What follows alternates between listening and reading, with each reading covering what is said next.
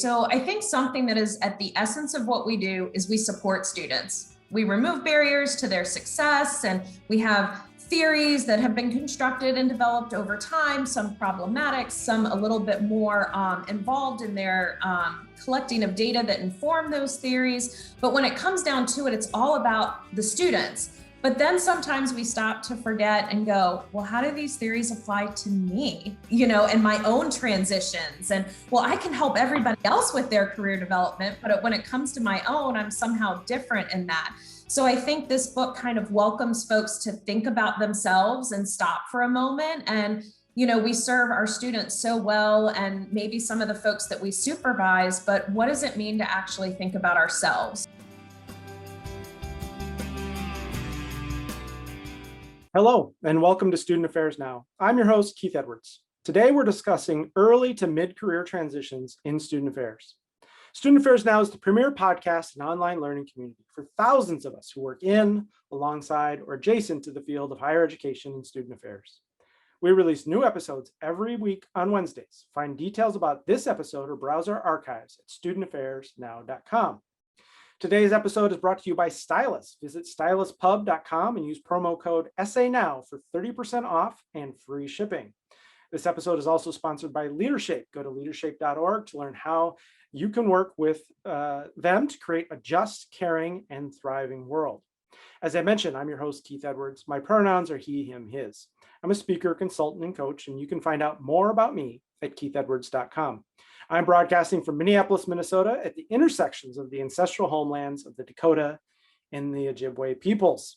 Let's get to today's conversations. We have three folks here. Love for you to introduce yourselves. We're here to talk about early to mid-career transitions.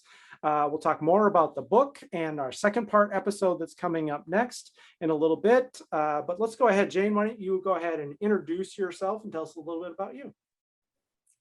Good afternoon. My name is Jane Adams Dunford, pronouns she, hers.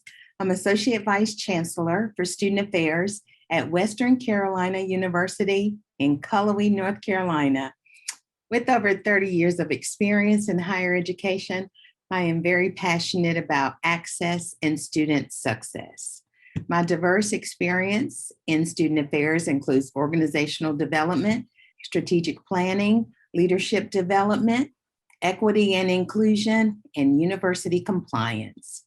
I've had the pleasure of serving as Mid-Manager Institute Director for 2 years for NASPA and SACSA, and faculty member for several years, which has afforded me the opportunity to share and grow with others in our wonderful profession.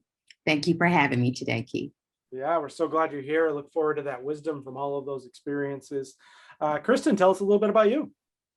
Hi, hey everybody. I'm Kristen Walker Donnelly. I serve as the Director of Assessment for the Division of Student Affairs at Clemson University, where I'm also a visiting professor, so dabble in a little bit of teaching in the master's and doctoral programs that we have. My pronouns are she, her, hers. In my previous before higher ed life, I was actually a secondary ed teacher, taught predominantly English and dance, and decided to make the transition into higher ed. And just have a passion for transitions. In the work that I did as a high school teacher, in the Career Center at Clemson University, and even with assessment and being a visiting professor, talk about transitions all the time. Have had the pleasure of presenting with Tony and Dr. Pam Havis, who's now retired, with different conference presentations on the topic. And then it was really exciting to get involved with Tony and Dina in this publication and looping in so many amazing colleagues to share their wisdom about transitions. I know I learned a ton in helping to edit and write this volume of New Directions, and look forward to chatting about it today. Wonderful. Thanks, Kristen. And Tony, how about you? Hi, good afternoon, folks. My name is Tony Cawthon, and I use he, him, and his pronouns. I'm finishing my 30th year at Clemson University. I started my career in university housing at Mississippi State, World Series baseball champion. I got to get that in. So I started in university housing, and then worked for about 13 years, and then I moved over to be a faculty member. So I'm currently an alumni distinguished professor of student affairs and higher ed, and work here teaching primarily in our master's program, but I also teach in our doc program as well in ed leadership. in the higher ed concentration with that. So look forward to talking with you this afternoon as well. Mhm. Wonderful. Well, thanks to all three of you for joining. As I mentioned, today is this is part one of a two-part episode. We'll have both episodes drop on the same day, and both episodes are on career transitions in student affairs. On this episode, we're going to focus on the early to mid-career transitions. So many folks are in the midst of that, contemplating that, doing that, struggling with that, wrestling with that. And then we'll be releasing another bonus episode today on many of the other career transitions, things like retirement or moving from practitioner to faculty or mid to senior level or beyond higher ed. So we'll talk about some of those transitions as well. All of this is explored in your New Directions for Student Services book, Managing Career Transitions Across the Lifespan for the Student Affairs Practitioner. Tony and Kristen, you edited the volume along with Dina, who will be on our next episode, and Jane contributed. I'd love to hear her tell us a little bit about the book overall. Tony, maybe you can help frame this for folks who aren't as familiar and might want to check it out. Okay, yeah, happy to do that. It was a labor of love, first of all, but it was an opportunity to do a New Direction series, as Keith mentioned. It's a 9-chapter book that really looks at different career transitions that all of us experience. We hope to create and put together a book that looked at each of the uniquenesses of all the transition periods that we experience in our career. But more importantly, I think, as I remember back, and Kristen can add to, I think we really wanted to put together a book that gave readers some practical tips about how to be successful managing those transitions, written by people who had experienced the transition. Mm-hmm. So the retirement people was written by people that have retired. The mid-manager chapter was written by mid-managers. So we really hoped that that was what it was going to do. So the first 7 chapters deal with the sort of the transition periods. The last 2 chapters are a little bit different. They look at things that are, I guess, aspects that impact your career development. So there's a great chapter on how your social identity impacts your career transitions in terms of how you navigate those. And then the book ends with I guess what I would call a comprehensive list of resources to help you navigate and move forward. But we really hoped it would be a book that people could pick up and read the pertinent chapter at the appropriate time in their life and be informed and be better ready for the transition that's about to happen. Yeah, wonderful. I love some of the practical tips. So let's hear some of those practical tips as we go along. Kristen, you're also one of the editors. Anything else you want to add about the overall volume? I don't think so. I think to what you said in terms of the practicality of it, it's kind of all the things we wish we would have known when we were first navigating that. And we also said none of these things are rocket science. Love the rocket scientists out there. But in terms of the information, we just wanted to package it in a very condensed way. We know time is of the essence for a lot of folks. So we wanted to make sure that it was something that you could pick up and read at any point in your career and constantly go back to it and have the condensed version.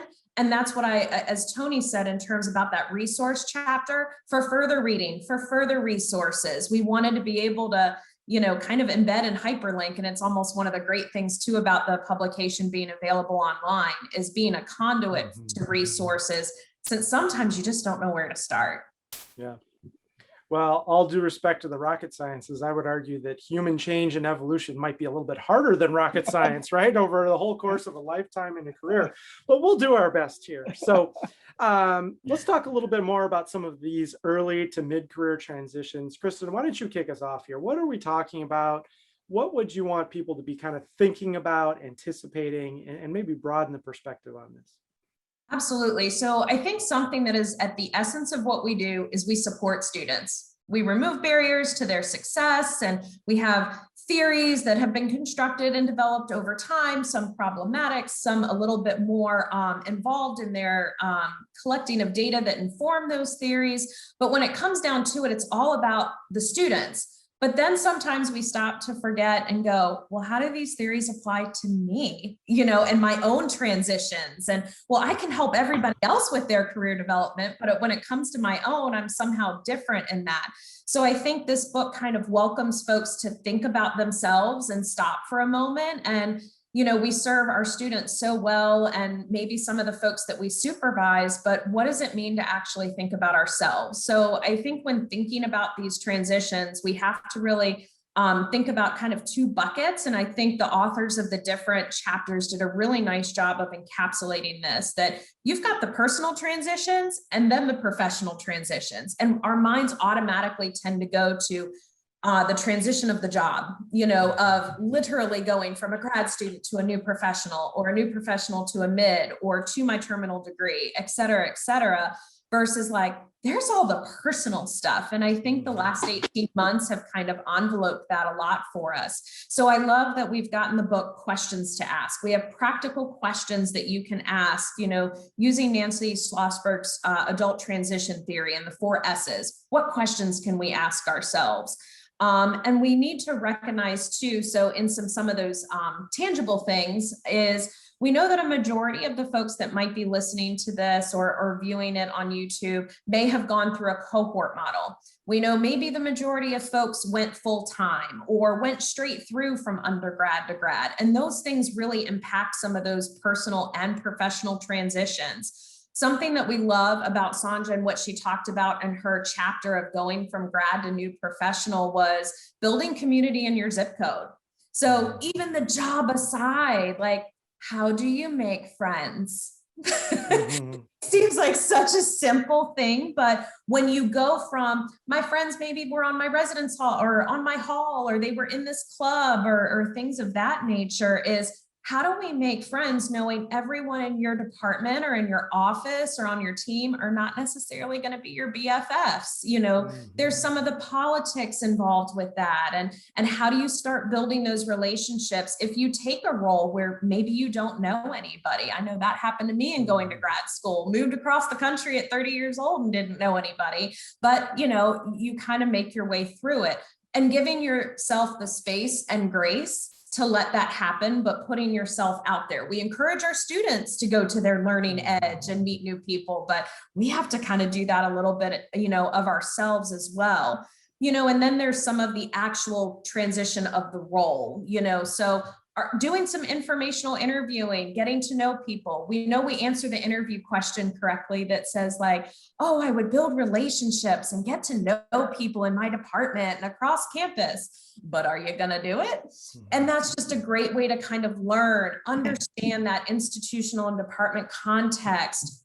So that value of informational interviewing to maybe figure out where you wanna go, leverage that same skill set and that same willingness to build relationships, but do it so that way you know how to build the relationships that you need to do the job, but it also may lend itself to some of those friendships, with colleagues across campus and such. So, and then we might have some folks that have completed their graduate degree and they're actually already a full-time professional. This degree might allow them to seek that higher level position or a different opportunity. That's a transition too, because you can feel like, okay, well, when's the right time? It's not like my colleagues going from a full-time graduate student into a role where all the jobs are posted at the same time. And how do I navigate that? But if you're already going from a full-time role to another full-time role, navigating all the politics that are involved with that, and when do you inform your supervisor? So I think there's some really good tools here on terms of those initial transitions, including even when do I go if I want to go and seek that terminal degree, and how do I balance that role with the other roles that I have? So I think the concept of transitions is just ongoing. It never really stops. But I think taking a moment to realize I'm going to be going through some personal transitions as well as some professional, and it'll be a little bit messy, but as Schlossberg tells us, we can look at ourselves, we can look at our support, the strategies that we've used in the past, and that can really assist us. Yeah. Tony, I love that thoughts or so? Yeah, let me interrupt though, and then I want to get to Jane and then have Tony chime in. I love that you're highlighting the personal and the professional. I hear so many people who are just focused on the job, the title, the move up, and then they completely forget about the zip code, the community, the friends, or lack thereof. And I love bringing in the student development theory. I think oftentimes we confuse student development theory and then there's adult development theory. And I remember distinctly being in the doctoral program at Maryland, talking about all these deep student development theories. And we would talk about the students we worked with, or maybe we'd get vulnerable and talk about when I was a first year, I did this stuff, as though the same dynamics weren't playing out at break, right? As though they weren't happening amongst us. And you know, we're heading into the orientation season. Many folks are doing orientation and helping, you know, first year students, essentially high school seniors in many cases, make friends, and it's super awkward. The only thing more awkward than 17-year-olds making friends are student affairs professionals making friends, right? How hard can that be? And then I think a really important thing to highlight here is that we often have cohort models for master's degree, and some people do have that cohort experience as new professionals. Maybe they're one of 12 RDs, for instance, but then others are the only new hire in the past 10 years in the Career Center, right? And it's very different to be the only one and have that experience. So many great things to highlight. Jane, anything you want to add here about some of these dynamics? I think community is so important because when we look at the whole piece of just what it is to be a professional and the retention of that professional, community is everything, and relationship building is so important. So I totally, you're spot on. Yeah. Tony, how about you? What would you add? Yeah, you know, I think as one who graduates probably 35 to 40 master students a year who come back and chat with me, I hear some common themes related to this. One, oh my gosh, it's lonely, because I was the only person hired in my department. Right. I wasn't one of 12 hall directors, and it's a pretty lonely experience when you've been immersed with that cohort where you did everything together. And that's good and bad. We all know that. But it can be a lonely experience if you don't find ways to create that community, both institutionally and in the community you live. The other thing I hear students talk a lot about, particularly as they move from grad student to student affairs pro, is how exhausting working all day long is. I'm like, well, you've been working all day as a grad student, but it's sort of a different kind of work. And so they weren't used to that, you know, having to be at work at 8 o'clock in the morning. As a grad student, I could go at 10. So I think those things are things to think about. And the other thing I hear them all talk about is, oh my God, I should have thought more about supervision and advising, that I wasn't prepared. I didn't have a philosophy of advising or a philosophy of supervision. And I'm now overwhelmed because I've gone from supervising students to supervising professional staff or administrative staff who may have been there 30 years and be much older than me. And how do I navigate that? So I think all those things are things that they need to think about on the personal and the professional side. Is how do you do that? It's a difficult transition. Tony, you bring up such a great point, you know, because you may be experiencing your own transition coming into a professional role while managing other people's transitions. So while you're trying to get things figured out and maybe onboarding yourself and participating in that, you're also facilitating somebody else's, you know, onboarding experience and helping them talk through their transition. So that's a lot. And if you're not expecting it, it can be really overwhelming.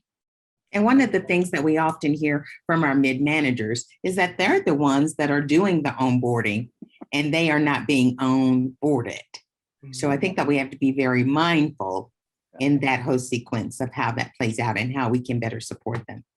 Perfect transition. Thank you, Jane. Here we are. We're having this conversation in July. We have folks who are just now, maybe today, maybe next week, maybe last week, starting brand new roles. Maybe they're moving from, it's their first time not being a new professional and having some kind of mid-level responsibility. And so they might be really curious about how they can start this well, have a great new beginning. Jane, you took the lead on the chapter on mid-level managers. As you mentioned, you have been faculty for many years and led the NASPA and the SACSA Mid-Level Managers Institute. What suggestions or those practical tips I'm really eager about? What practical tips would you have for folks who are starting these roles in the next level of their career? You know, I would just encourage them to be flexible and willing to negotiate, but don't compromise your integrity. I think that's very important to know, and to start to cultivate a wide base of support, but don't expect everyone to support your every position or thought.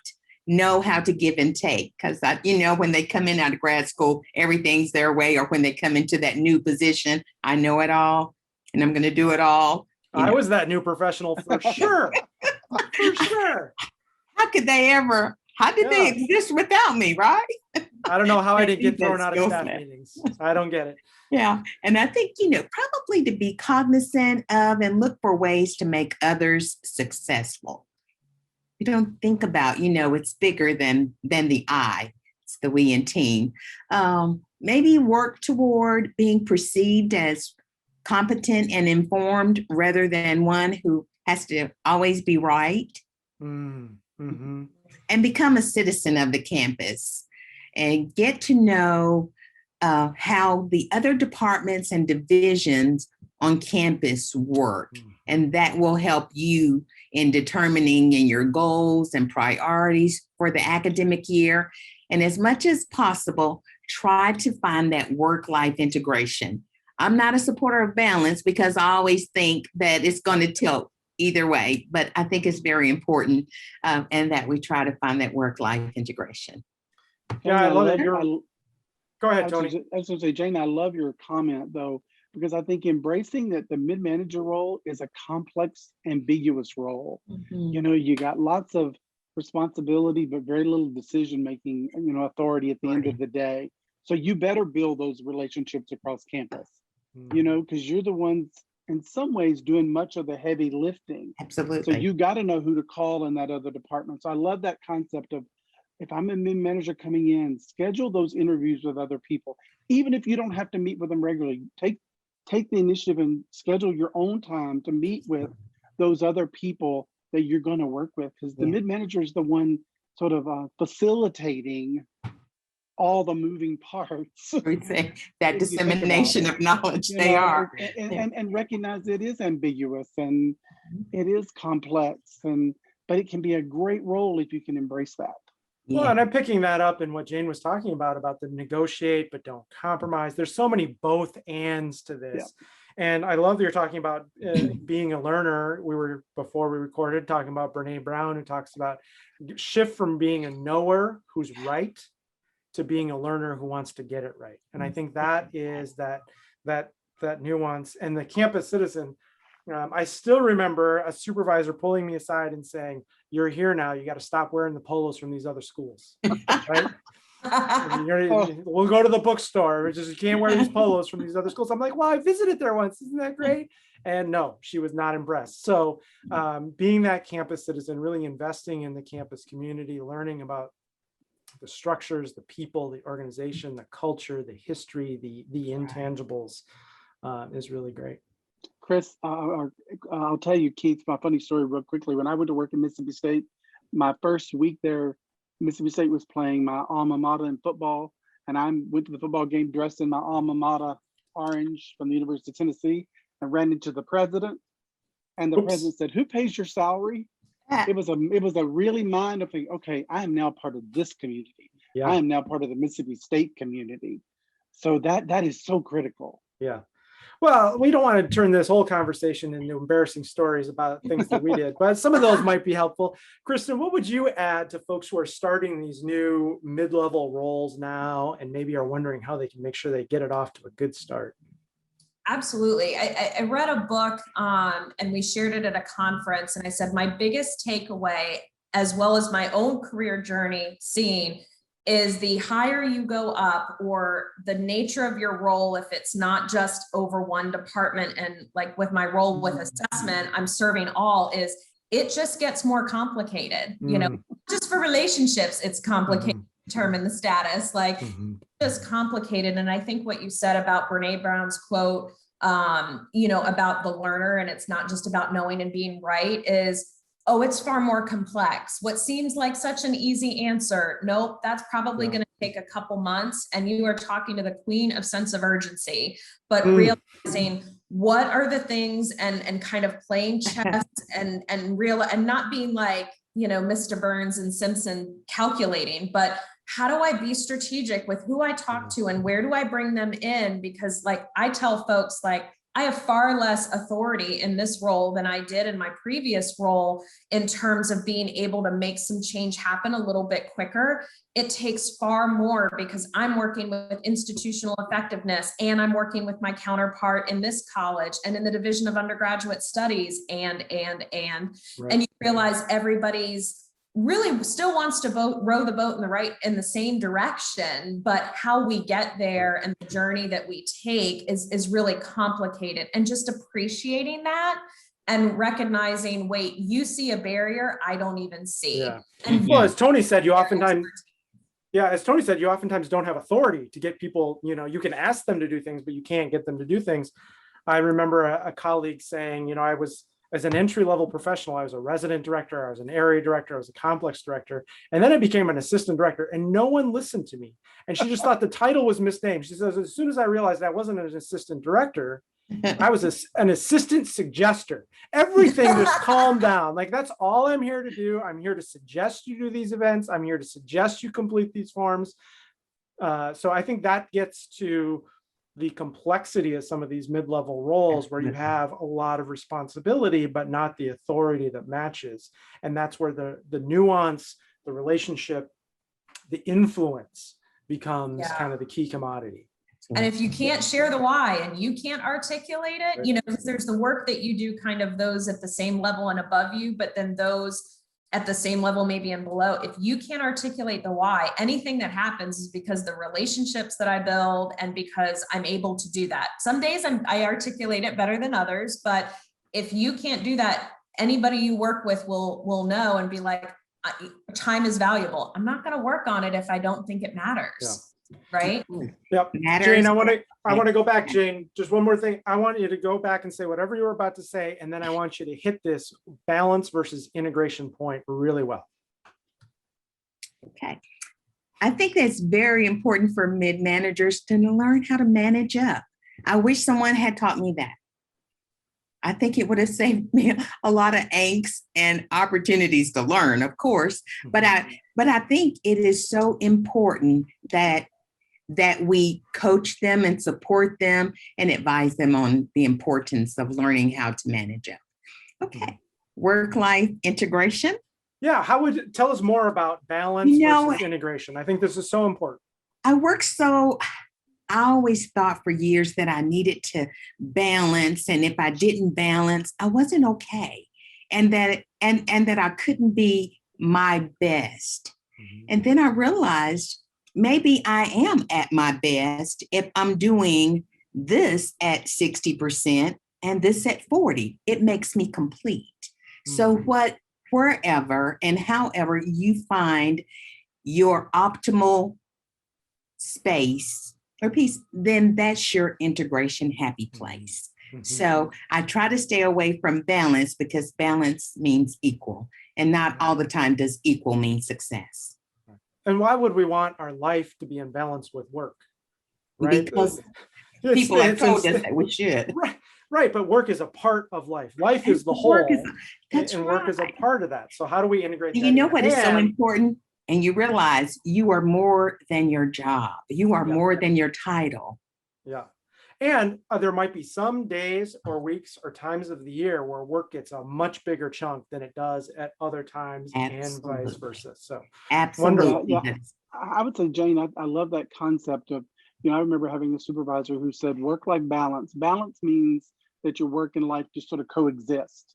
Integration means you bring them closer together. Bring them together. And that's what you want. They're closer together. You just want them to coexist.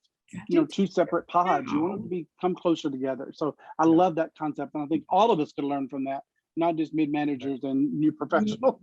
Yes, absolutely. Have to do that. Well, we're around the corner here, not quite to our final question, but you said so many practical tips, so eager to get those. We've framed this, we've troubled it, we've made it complicated, we've talked about the nuance.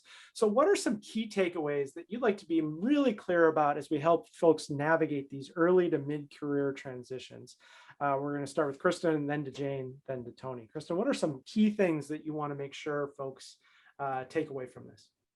Absolutely. So I would say So in my previous role in the Career Center, I worked with a lot of, especially graduate students and a lot of international graduate students. And I was doing a presentation for a group of automotive engineering students. So things I know nothing about except for I drive a car. And I happened to go to this big trade show that is very envious of them because there was an internship component, and I ended up not drag racing. Now I can't remember the term for it, but there was a picture of me getting ready to go into the car and I have the helmet on. And I put that on the screen and I said, you realize I'm getting in the passenger seat, right? Not the driver's seat. I should not, drifting. That's what we were doing.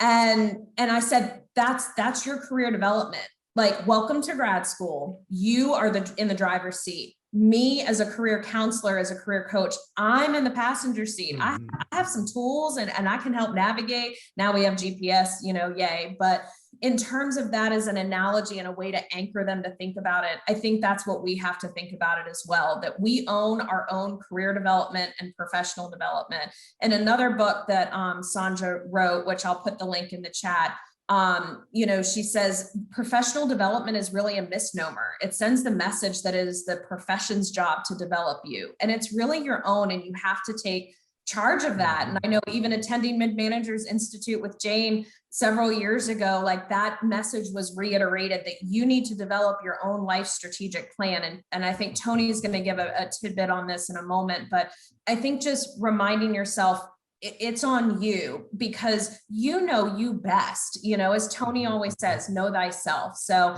that would be my biggest kind of takeaway, is recognizing you really want to own your own career development and professional development. So your career doesn't happen to you. You're in the driver's seat and have the control. I'm hearing Marsha Baxter McGold say, be good company for the journey.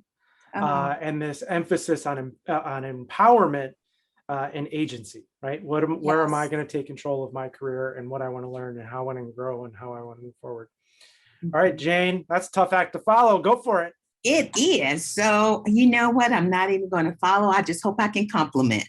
You got it, Jane. The pandemic has demonstrated, I think, that flexibility, asynchronous work schedules can all support that work-life integration that we were talking about, and lowering stress levels, and just affording a time for what do we do next? How do we still be a contributor, but develop and adhere to self-care? So I would encourage us as a takeaway to think about our role now as we are trying to be authentic, support our students and maybe ourselves, and what it means to be an activist versus a professional, because sometimes those boundaries are blurred and we don't want our passion to overtake and become a negative component in our work life. So I would just encourage folks to take some time and think about the boundaries of those categories and how do we move forward, support our students while still being authentic to ourselves. That's great. And it's a great segue to Tony and knowing thyself. What is important to me and where's the right place for that? Absolutely. Go ahead, Tony. Yeah, Jane, I'm bringing you to my class to talk to my students. I guess, when I think about the big takeaways from this conversation and from this entire experience I had, for me, I think it's helping people have a career development plan that gives you direction and guidance, but not one that's so rigid that you're not open to the unexpected. So many of my grad students and early professionals want to plan their whole career. I'm going to do this by the time I'm 30. I'm going to be this. I'm going to be a chief student affairs or senior student affairs officer, blah, blah, blah, blah, blah. And I want to go be open to the unexpected. The unexpected is the unexpected events and opportunities. In chapter 1, we talk about happenstance theory, which I absolutely love, but it's not about luck when those things happen. It's about making them learning opportunities. So I would say have a plan, but have a flexible plan, and one that allows you to embrace the unexpected events and opportunities that come your way that are new learning opportunities, new opportunities to take a risk, new obstacles to overcome, and don't have that rigidity that some people think they need to have in their plan. And you do that by, again, knowing your own strengths and weaknesses, and the people that are along the journey with you. as we've already talked about. Well, you reminded me of a great quote, which I'm going to attribute to George Koo, which is serendipity is too important to leave to chance. And that's what I'm hearing you're talking about. Be thoughtful and intentional so that these things that emerge unexpectedly, you can bring them in. Well, we are running out of time, so no surprise. But this podcast is called Student Affairs Now. Would love to hear what is sort of on your mind now. Maybe it's related to this conversation or just what's happening in your professional lives or in the world. And then we'd also love for you to share, where can folks who maybe want to connect with you further, where would you like to connect with them? So Jane, what are you thinking, troubling, or pondering now, and how can folks connect with you? Okay. How do we get back to a more traditional setting in the fall on our campus while keeping everyone safe? We have made the decision to not make vaccinations required or mandatory, but we are strongly encouraging. So that's on my mind. So we want folks to be safe, and we want our students to have a great experience and be engaged again. But and how can folks connect with you? And how can folks connect with you? Please connect with me on LinkedIn or at jdumpert@wcu.edu, my email. Would love to hear from you. Awesome. Tony, what are you troubling now? Oh, Kristen and I have had this conversation so many times. I think I'm just thinking about what is our profession going to look like in the next 5 to 10 years. I think COVID has had a lot of us reflecting on our lives, on our work, on everything. And, I see more and more students that are considering jobs outside of student affairs who've been trained in student affairs. And that's great. But I wonder about what it's going to look like. What's our work going to look like? There is a chapter in the book on career opportunities beyond the ivory tower that you all will talk about, I think, in the next one. But I just worry about what it's going to look like long term, not in a good or bad way, but just how's it going to evolve based on the impact of COVID as people reflect back on what's important to them and how they want to spend their time. COVID proved we could do an awful lot of things we didn't think we could do in a virtual format. And now we've got to learn from that and embrace that. But I do worry about the long-term profession of, I worry there's a lot of change that we're not ready yet to embrace, but we better be ready to embrace. Yeah. Well, you're right. And I think that's on the mind of our listeners and us as hosts. We've got episodes coming out on side hustles and things outside the academy. We've also got one coming up with what you're talking about, Jane's mentioning about what is this new work life for student affairs professionals? What could it look like? How do we bring some more humanity back to the work life of us in the critical roles that we're doing? And how do we be innovative and creative and create a new thing moving forward? So we're looking forward to those conversations. Tony, where can folks connect with you if they'd like to connect with you further? You're more than welcome to email me at cawthot@clemson.edu. Or you can connect me on Twitter at Tony_Cawthon. My last name, CAWTHON. Love to chat with you anytime. Wonderful. So generous. Kristen, what are you troubling now? Troubling. So I think this whole concept of integration and what the workplace looks like, and just the muck and the unknown with that, and the unpredictability as we figure it all out. So in terms of, looking at, again, that first chapter with the career theory. So looking at the intersection of your interest, your skills, and your work values.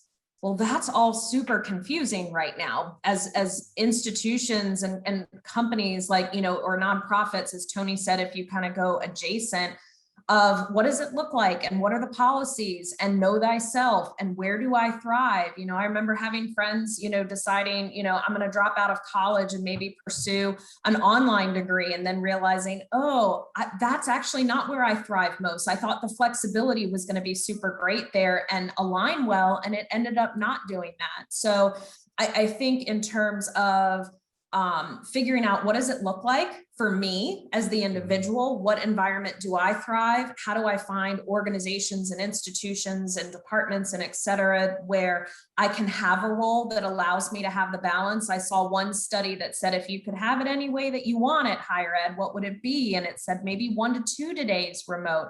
And I think about a colleague I was chatting with today, and he was talking about what parts of his job he think could stay virtual and what parts absolutely no way. At an institution like ours, in terms of brick and mortar and orientation, like, no, it needs to be in person. Elements of orientation itself may be virtual, but this component that I'm working on, this is where it needs to be. And, I think others working with different students, and again, seeking that work-life integration, them saying, well, we don't need to attend those evening meetings. And in my head, I'm like, well, are you just going to tell the students that, or can you have a conversation about that? So I think there's a lot of pieces of assumptions and what works, and giving the grace and space to figure it out, and talk through it, and not just say, it's all about me at the end of the day and what I want, and I'm going to make the job fit what I want, versus how do we kind of integrate those two things together. So I think about that. And then to Jane's area with the mid-managers, okay, now I'm supervising not just one, but maybe multiple people. And what does that look like? And what different people need? And what does that look like from an equity standpoint? So, again, determine the relationship. It's complicated. I think it's just a little messy right now, and we'll figure it out. It's just this transition, no pun intended, it's this transition period where we've got to figure out what makes sense, while there are things that are out of our control, like in the state of South Carolina, they're trying to figure out what does commuting and remote work look like across the state, so that way higher ed institutions aren't competing against each other. So some complicated things like that. I think it's not that I'm worried. I'm kind of excited to see where it will go. And then how we all kind of figure out, again, know thyself, what works with me best as a supervisor. How do I support my people best? But if at the end of the day, our mission is to support students, what supports students best?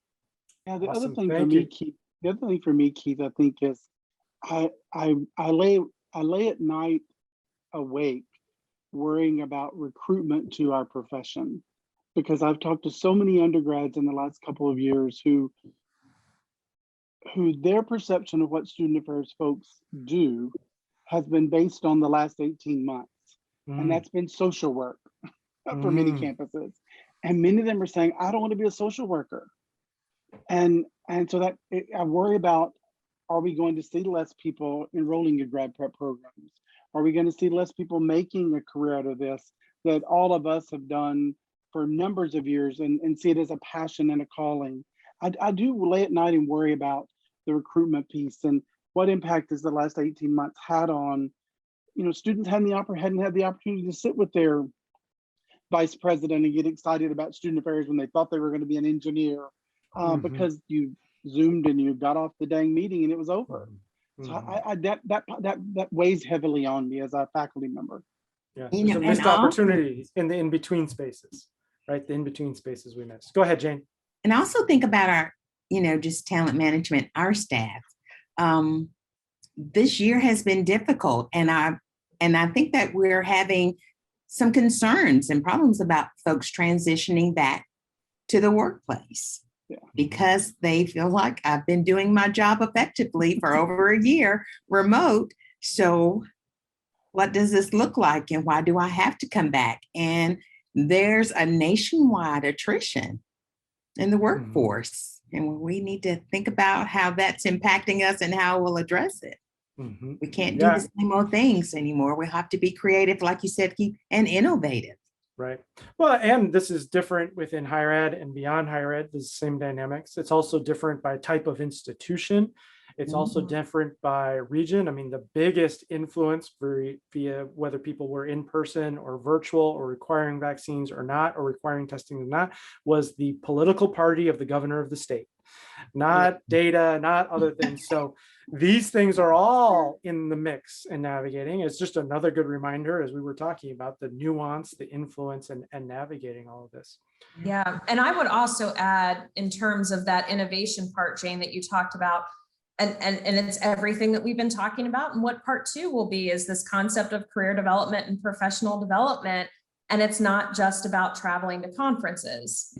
Like, we know that the costs that are incurred, and if we want to be good stewards of resources, everyone loves a good conference. Some of the best ideas come, yes, in sessions and also between sessions, and, the networking and understanding, like, all of the benefits, totally on board, with that. But what does it look like from a broader standpoint to engage in professional development activity when, the last 18 months, and it may not continue, has provided so many free resources, podcasts and free webinars. And I think organizations and associations have gotten creative with sponsorships of bringing, democratizing knowledge in this way. But again, it's on us to take advantage of it if it's there, and carving that out and making time. And does professional development only need to be done working hours? Or if I value it, am I willing to maybe integrate it a little bit differently? And, so I think about just associations, professional development, and even volunteer roles. What does that mean? But again, I think we'll figure it out. It'll just be, what does it look like in the next year? So. Yeah. Well, I so much appreciate that endorsement for Student Affairs Now and this podcast, which is completely free, and professional development. And you can take it anywhere. We hear from folks. They take the dog for a walk and listen, they go for a run, they do it in their commute, so many different ways to integrate it into your life and keep that learning going. So I really appreciate it. Kristen, we didn't hear if folks want to connect with you, how can they connect with you? Absolutely. So LinkedIn, I put the link in the chat. Feel free to connect there, and you can email me at any time, kwalke2@clemson.edu. Mm-hmm. And we'll make sure all of this are in the show notes on the webpage with all of those links and everything else. I want to thank you so much to all three of our panelists today for your wisdom and your insight and your practical tips. And a reminder, part two, which we're also releasing today, a different panel of folks who worked on the same book and same volume, looking at transitions beyond the ivory tower to retirement, from practitioner to faculty, faculty to practitioner, doing a terminal degree, issues of identity, and how all of that plays out. So that will be the mess that we'll try and get organized on the next conversation with three wonderful guests who contributed to this same book. So really grateful for you today. Thanks to our sponsors, LeaderShape and Stylus. LeaderShape partners with colleges and universities to create transformational leadership experiences, both virtual and in person, for students and professionals, with a focus on creating a more just, caring, and thriving world. LeaderShape offers engaging learning experiences on courageous dialogue, integrity, equity, resilience, and community building. To find out more, please visit leadershape.org or connect with them on Facebook, Twitter, Instagram, and LinkedIn. And Stylus is proud to be a sponsor for the Student Affairs Now podcast. Browse their student affairs, diversity, and professional development titles at styluspub.com. You can always use the promo code SANOW for 30% off all books plus free shipping. You can also find Stylus on Facebook, YouTube, Instagram, LinkedIn, and Twitter at Stylus Pub. Huge shout out to Natalie Ambrosi, the production assistant for the podcast, who does all this behind the scene work, including getting all of this up and out, and the transcription available for all of you in the show notes. If you're listening today and not already receiving our weekly newsletter, please visit our website at studentaffairsnow.com. Scroll to the bottom of the homepage to add your email to our MailChimp list. While you're there, check out the archives, all organized by ACPA and NASPA professional competencies. I'm Keith Edwards. Thanks again to the fabulous guests today and everyone who is watching and listening. Please make it a great week. Thanks all.